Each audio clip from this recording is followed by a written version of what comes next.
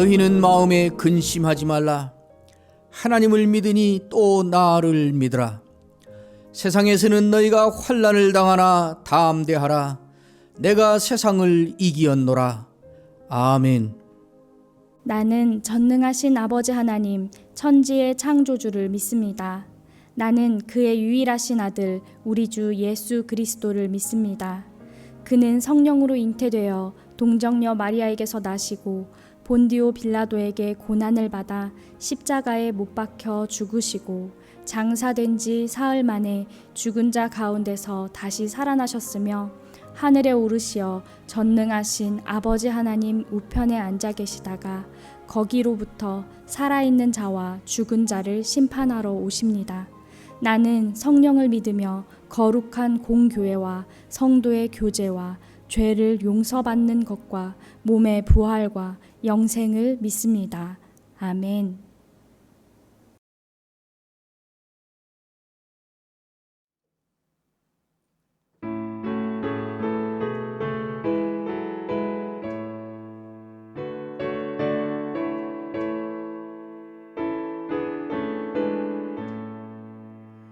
주님의 마음을 본받는 자, 그 맘에 평강이 찾아오면 험악한 세상을 이길 힘이 하늘로부터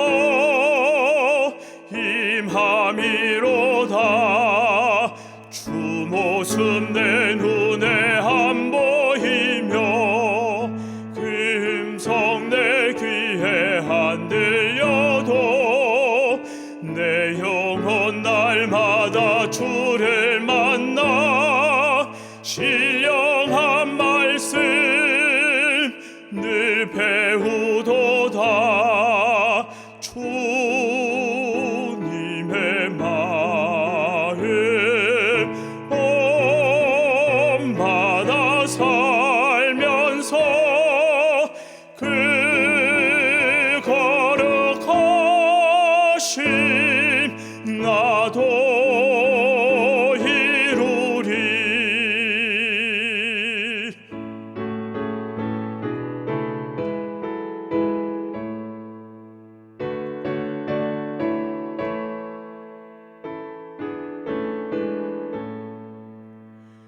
가는 길 거칠고 험하여도 내 맘에 불평이 없어짐은 십자가 고난을 이겨내신 주님의 마음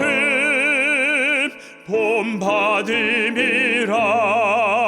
주 예수 세상에 다시 오시 그날의 무성도 변화하여 주님의 빛나는 그 형상을 다 함께 보며 주 찬양하리. 주님의 마음 본받아 살면서 그 거룩하심 나도 이루리.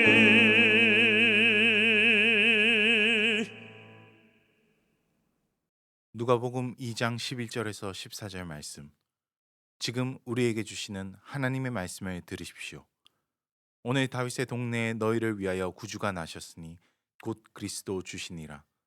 너희가 가서 강보에 쌓여 구유에 누워 있는 아기를 보리니 이것이 너에게 표적이니라 하더니 호련히 수많은 천군이 그 천사들과 함께 하나님을 찬송하여 이르되 지극히 높은 곳에서는 하나님께 영광이요 땅에서는 하나님이 기뻐하신 사람들 중에 평화로다 하니라. 성탄절을 지킨다는 것은 우리가 예수님의 생일 축하를 한다는 의미가 아닙니다. 예수님의 생일이 언제인지는 사실은 아무도 알지 못합니다. 교회가 성탄절을 지킬 때는 특별한 의미가 있는 것입니다. 신앙 공동체인 교회가 교회적으로 교회 공동체의 이름으로 공적으로 그리고 이 공동체에 속한 모든 사람이 함께 연합하여 예수님을 이렇게 기억하고 또 확인하고 고백하고 선포하고 선언하고 누리는 일을 이 공동체에 속한 모두가 교회라는 이름으로 모두가 함께 하자고 약속하고 그 일을 하는 것입니다. 그러므로 성탄절 절기에 우리가 해야 될 예수님에 대한 묵상과 고백과 확인과 재확인과 선언과 세상을 향한 교회적인 선포의 일을 하는 것은 매우 중요한데, 실제로 이 일은 우리가 예수님에 대하여 세 가지 이 국면에서 예수님을 집중적으로 고백하고 묵상하고 확인하는 작업을 하는 것입니다. 첫째는 오신 예수님이요, 둘째는 지금도 함께 계시는 예수님이요, 셋째는 다시 오실 예수님을 우리는 확인하는 것입니다. 예수님은 이미 2000년 전에 이 땅에 오셨습니다. 오신 예수님입니다. 이 오신 예수님을 묵상할 때 우리는 여러 가지 내용으로 여러 가지 주제와 안목으로 예수님을 다시 떠올리고 확인하고 고백하게 됩니다. 첫째는 어디에서 어디로 오셨는가? 빌립보서 2장 6절의 말씀이 분명히 말합니다. 예수님을 가리켜 하신 말씀입니다. 그는 근본 하나님의 본체시나 하나님과 동등됨을 취할 것으로 여기지 아니하시고 오히려 자기를 비워 종의 형체를 가지사 사람들과 같이 되셨다. 그는 하나님 자신이지만은 하나님이기를 사양하시고 사람이 되셨다, 그 말입니다. 그리고 이어서 말합니다. 사람의 모양으로 나타나사 자기를 낮추시고 죽기까지 복종하셨으니 곧 십자가에 죽으셨다. 하나님 자신인데 하나님 자신이기를 사양하시고 거기에서 어디로 오셨는가? 사람의 세상으로 오셨을 뿐만 아니라 자기가 사람 자체가 되셨다. 사람이 되셔서 어떻게 하셨는가? 정상적인 삶을 사고 다른 인간들과 같이 그렇게 사신 것이 아니라 자기를 낮추고 죽기까지 복종했다. 곧 십자가에 죽었다, 이 말입니다. 하나님 자신인 분이 인간 자체로 죄인의 모습으로 죄인의 형편으로 오신 것을 말씀하시는 것입니다. 오셔서 무엇을 하셨는가? 십자가에 죽으셨습니다. 죄인을 위한 대속, 우리 같은 죄인을 구원하는 그 일을 하신 것입니다. 요한복음 3장 16절은 하나님이 세상을 이처럼 사랑하사 독생자를 주셨으니 이는 그를 믿는 자마다 멸망하지 않고 영생을 얻게 하려 하심이라. 멸망할 자들에게 영생을 주는 그 일을 하려 오셨다, 이 말씀입니다. 이어서 또 말씀하십니다. 요한일서 4장 9절에 말씀하신 것입니다. 하나님의 사랑이 우리에게 이렇게 나타난 바 되었으니 하나님이 자기의 독생자를 세상에 보내신 것은 그로 말미암아 우리를 살리려 함이라. 오셔서 무엇을 하신 것인가? 우리 죄인인 우리를 살리는 일을 하신 것이다, 이 말씀입니다. 이어서 요한일서 2장에는 또 말씀합니다. 그는 우리의 죄를 위한 화목제물이다. 우리만 위할 뿐 아니라 온 세상의 죄를 위하심이라. 오셔서 무엇을 하신 것인가? 온 세상의 죄의 문제를 해결하고 죄의 값을 대신 걸머지고 지불한 화목제물의 일을 하신 것이다. 히브리서 4장 15절도 이어서 말합니다. 모든 일에 우리와 똑같이 시험을 받으신 이로되 죄는 없으시니라. 예수님이 오셔서 무엇을 하셨는가? 죄짐을 지고 사는 모든 사람이 당해야 될 일을 똑같이 당하셨다. 그러나 죄가 있어서 하신 것은 아니었다. 죄가 있는 사람들과 똑같이 돼서 그들의 죄 문제를 해결하려고 하셨다. 다른 말로 하면 죄인 취급을 받으시고 죄의 값을 지불하셨다. 이것이 그분이 오셔서 한 일이었다. 이렇게 말씀하시는 것입니다. 그러면 왜 그렇게 하셨는가? 로마서 5장 8절은 예수님이 거기서 여기까지 오시고 여기 오셔서 그런 일을 하신 이유가 뭔가, 왜 그렇게 하셨는가를 분명히 말합니다. 로마서 5장 8절에 우리가 아직 죄인 되었을 때에 그리스도께서 우리를 위하여 죽으심으로 하나님께서 우리에 대한 자기의 사랑을 확증하셨느니라. 한마디로 말하면 예수님은 왜 그 일을 그렇게 스스로 자취하셨는가? 사랑 때문이었다. 우리에 대한 자기의 사랑 때문에 그렇게 하신 것이었다고 말씀합니다. 성경에는 이런 말씀이 특히 신약에는 온통 가득 차 있습니다. 요한일서 4장 10절에도 말씀합니다. 사랑은 여기 있으니 우리가 하나님을 사랑한 것이 아니요 하나님이 우리를 사랑하사 우리 죄를 속하기 위하여 화목제물로 그 아들을 보내셨습니다. 사랑 때문이었다고 말합니다. 그러니까 우리는 예수님이 어디로 오셨는가, 예수님이 오셔서 무엇을 하셨는가, 왜 하셨는가를 묵상할 때마다 가슴에 남는 마지막 결론이 무엇인가? 사랑이었다. 예수님을 묵상할 때마다 그렇게 지독한 그 사랑을 우리는 생각하게 되는 것입니다. 그래서 무슨 일이 일어났는가? 구원받은 하나님의 자녀요, 왕이신 하나님 나라의 백성이 만들어지게 되었다는 것입니다. 예수님은 천국에서 지옥 같은 세상에 오셨고 그 결과로 우리는 지옥에서 천국으로 오게 되었다 이 말입니다. 썩어질 이 세상 나라의 시민인 내가 천국 시민이 되었다. 이것이 예수님이 오신 예수 때문에 일어난 일입니다. 이 기막힌 일을 사도 베드로는 또 달리 표현합니다. 베드로전서 1장과 2장에 베드로는 그렇게 절절하게 말합니다. 우리를 가리켜서 예수님이 거기서 이곳으로 오시고 그 일을 하시고 그 사랑을 베푸신 결과로 우리에게 무슨 일이 일어나는 것인가를 말하는 것입니다. 우리가 이제 주의 인자하심을 맛본 자들이 되었다. 이전에는 하나님의 백성이 아니더니 이제는 하나님의 백성이 되었다. 이전에는 주의 긍휼을 입지 못한 자로 살았더니 이제는 주의 긍휼을 입은 자가 되었다. 이것이 오신 예수님이 만들어낸 우리에게 일어난 결과입니다. 예수님을 이 성탄절기에 묵상할 때 두 번째 우리가 집중하여 예수님을 생각해야 될 주제가 있습니다. 함께 계시는 예수님입니다.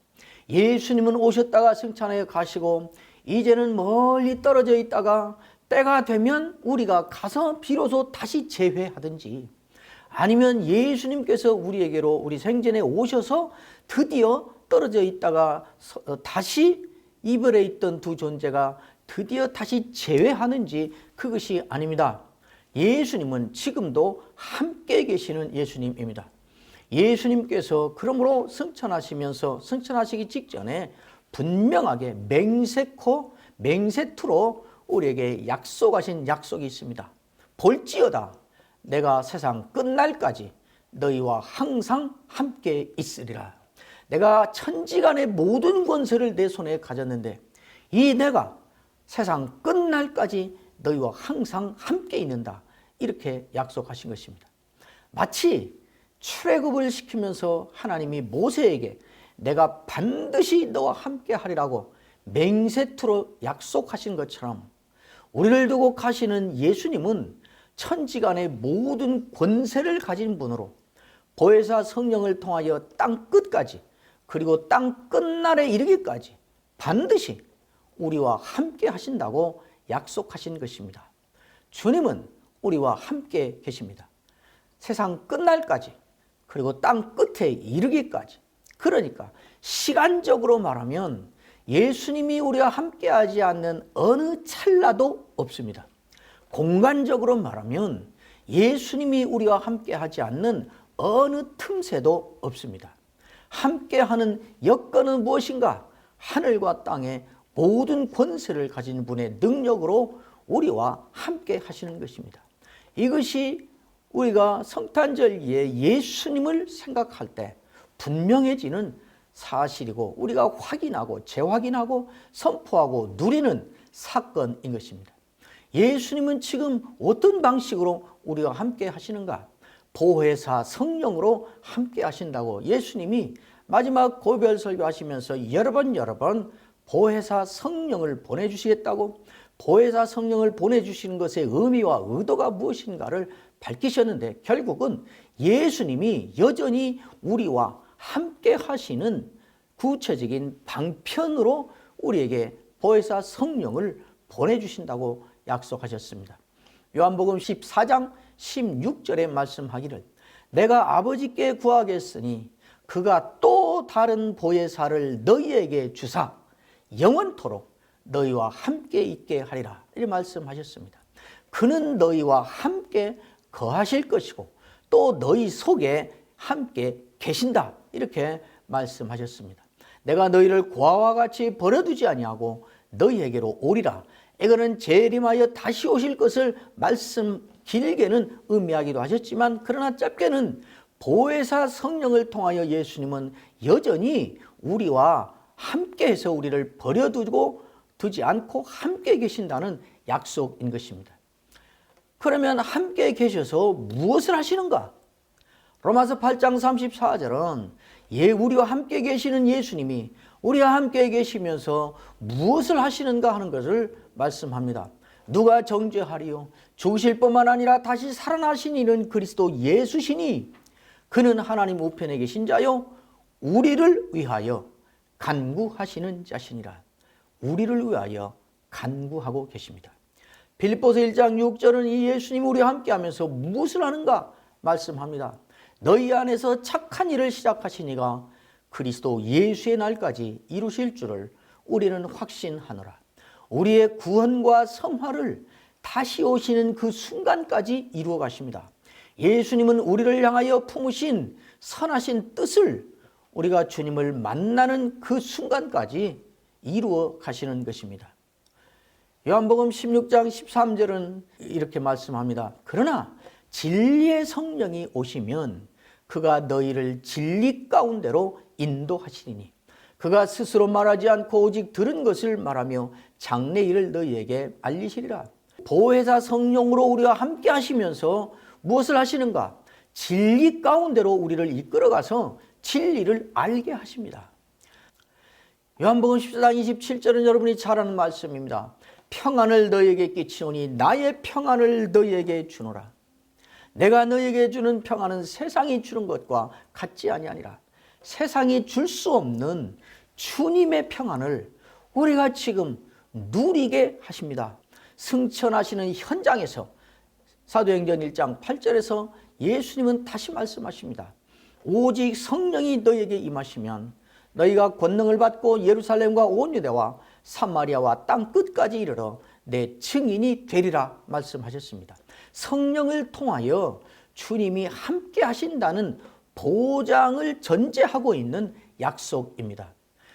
예수님은 성령을 통하여 우리와 함께 하시면서 그 능력으로 땅 끝까지 이르는 구원의 역사를 우리와 함께 여전히 이루어 가신다고 말씀하고 있는 것입니다. 이것이 우리와 주님이 함께 하시면서 하시는 일이고, 그를 누릴 때마다 우리는 주님이 지금 나와 함께 계시는구나 하는, 함께 계시는 하나님을 확인하게 되는 것이고, 고백하고 누리게 되고 그 사실을 선포하게 되는 것입니다. 마지막 우리가 성탄절기에 예수님을 생각하고 또 확인하고 고백하고 선포하며 누리는 마지막 예수님의 어떤 모습이 있습니다. 세 번째는 다시 오실 예수님입니다. 예수님께서 마지막 순간에 약속하신 것이 있습니다. 승천하시는 중에 분명하게 말씀하셨습니다. 그 사도행전 1장 11절이지요. 갈릴리 사람들아 어찌하여 서서 하늘을 쳐다보느냐. 너희 가운데서 하늘로 올라가신 이 예수는 하늘로 가심을 본 그대로 오시리라. 예수님이 다시 오신다고 약속하신 것입니다. 함께 계시다고, 성령을 보내심으로 여전히 함께 계신다고, 세상 끝날까지 함께 있겠다고 약속하신 그 예수님이 이제 다시 오신다고 똑같은 어투로 다시 확언하며 약속하시는 것입니다. 그러므로 우리는 예수를 기다리는 사람들입니다. 우리는 예수를 기다리며 그를 바라보며 사는 자입니다. 오신 예수님을 돌아보며 살고 있고 함께 계신 예수님을 누리며 살고 있고 오실 예수님을 바라보며 기다리고 사는 사람들입니다. 빌립보서 3장 20절은 우리의 시민권은 하늘에 있다. 거기로부터 구원하는 자 곧 주 예수 그리스도를 기다린다. 그는 만물을 자기에게 복종하게 하실 수 있는 자의 역사로 우리의 낮은 몸을 자기 영광의 몸의 형체와 같이 변하게 하시리라. 예수님이 우리가 기다리고 계시는 그 예수님이 다시 오시면 어떤 일이 일어나는가? 그는 우리의 구원을 완전하고 완벽하고 영원한 것으로 확정 지을 뿐만 아니라 우리의 모든 것들을 주님과 똑같은 모습으로 영광스럽게 하고 낮아지고 굽어진 우리의 몸을 일으켜서 주님의 영광스러운 모습과 똑같이 만드신다고, 우리를 주님처럼 만드신다고 약속하고 있는 것입니다. 우리는 그때를 바라보며 그 예수님을 지금 내다보며 계속 확인하고 고백하고 누리는 것입니다.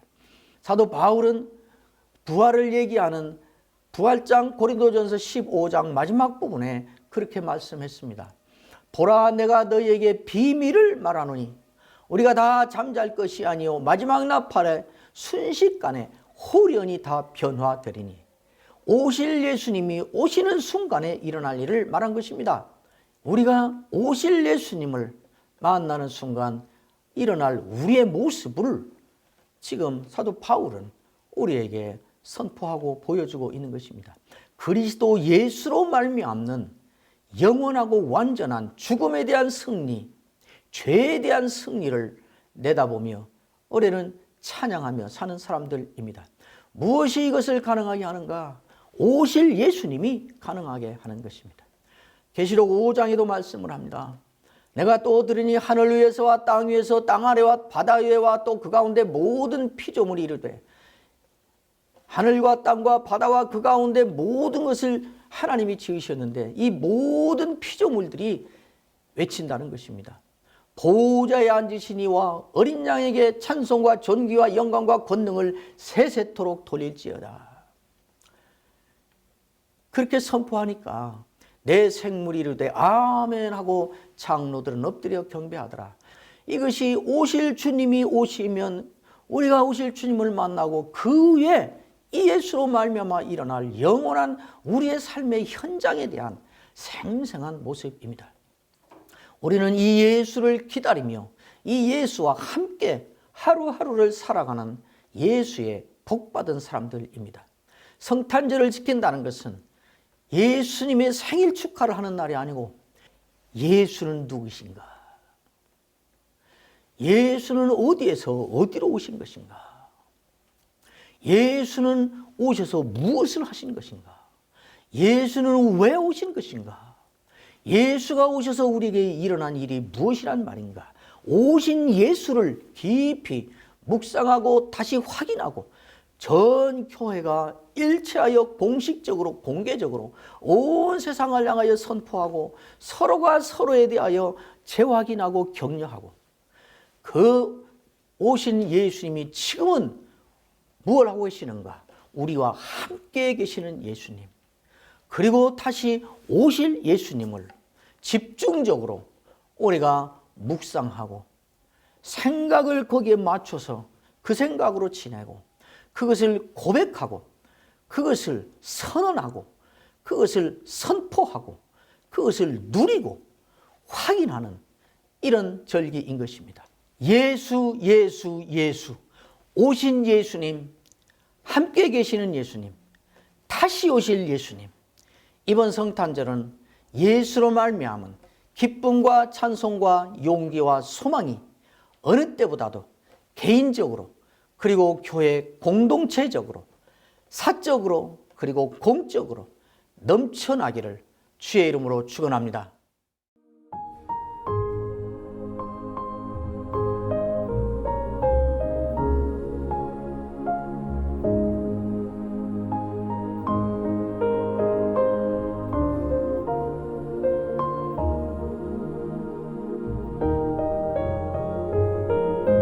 여호와는 내게 복을 주시고 너를 지키시기를 원하며 여호와는 그 얼굴로 내게 비추사 은혜 베푸시기를 원하며 여호와는 그 얼굴을 내게로 향하여 드사 평강 주시기를 원하노라. 아멘.